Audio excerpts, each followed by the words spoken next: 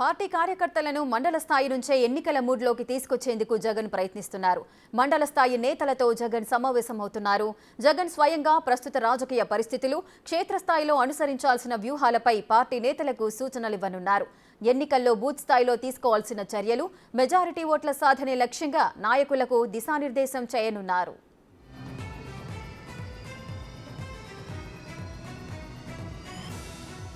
ఇప్పటికే 47,000 బూతులలో ప్రతి బూత్కి 15 మంది సభ్యుల బృందాన్ని నియమించి ఎన్నికలకు సిద్ధంగా ఉన్నామని సిద్ధం సభల ద్వారా ప్రకటించింది వైసీపీ.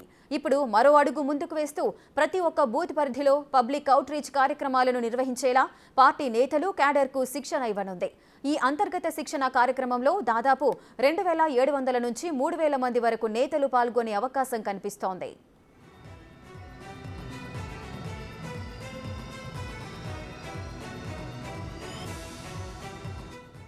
గడప గడపకు సిద్ధం కార్యక్రమాలపై దృష్టి సారించే విధంగా శిక్షణ ఉండేలా ప్లాన్ చేసింది ఫ్యాన్ పార్టీ. తద్వారా ప్రతి బూతులో కనీసం 60% ఓట్లను సాధించడమే లక్ష్యంగా వైసీపీ అడుగులు వేస్తోంది. మొత్తానికి ఏపీలో ఎన్నికలకు సమయం దగ్గర పడుతున్న వేళ వైసీపీ ముఖ్య నేతలతో అంతర్గత సమావేశాన్ని నిర్వహించబోతోంది. నేరుగా సీఎం జగన్ రంగంలోకి దిగుతున్న వేళ సమావేశంపై సర్వత్రా ఆసక్తి నెలకొంది. మేము ఏమైనా పెట్టుకోమంటే పెట్టుకుంటారా? మేము వద్దంటే వద్దంటారా? మేము 24 కాదు 60 ఇవ్వమంటే వాళ్ళు ఇస్తారా? లేదు 24 కాదు 60 తీసుకోమంటే పవన్ కళ్యాణ్ గారు తీసుకుంటారా? వాళ్ళ పొత్తులు వాళ్ళ ఇష్టం. ఎవడు కాదన్నాడు? వాళ్ళ జాంకాయ వాళ్ళ ఇష్టం. తినమనండి.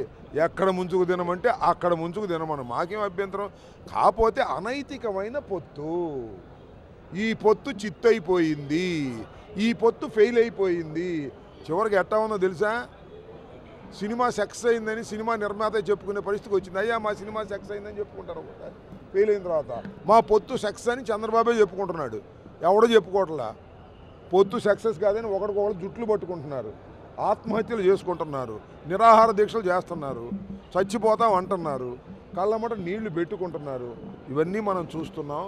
నేను ఒకటే చెప్తున్నా, ఈ పొత్తు వల్ల